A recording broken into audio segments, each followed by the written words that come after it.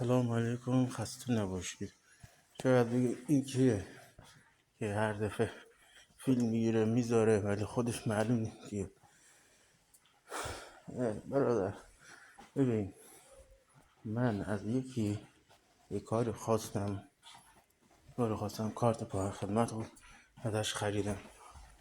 منو سر کار گذاشته تا الان منو سر کار گذاشته. خب شما باشی، خدا وکیلی شما باشی چی کار میکنی بش؟ فقط سال هم شما باشی چی کارش میکنی؟ میرین شکایتش میکنی، نمیدونم میرین پیداش میکنی یه کار دیگه بش، یعنی چی کارش میکنی؟ و بدون چی کارش میکنی؟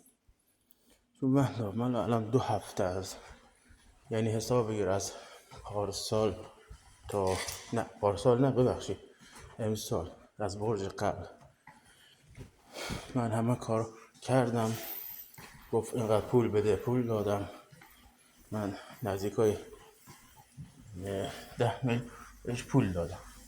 خب نزدیکای 10 میلیون بهش پول دادم. بعد بهشم خودشم زنگ زد. من همه چیز دارم هست، همه مستنداتش هم هست که من بهش پول دادم. بهتون بگم عکس از شناسنامه‌ام گرفتم، عکس از کارتم گرفتم، صحبتایی که باهاش کردم هست. بعد بهتون بگم یک کارتی من درست کرد، عکس فرستاد، گفت آماده است، یه هفته دیگه میفرستم برات. یه هفته شد، هم 2 هفته. یعنی شما باشی چی کار میکنی؟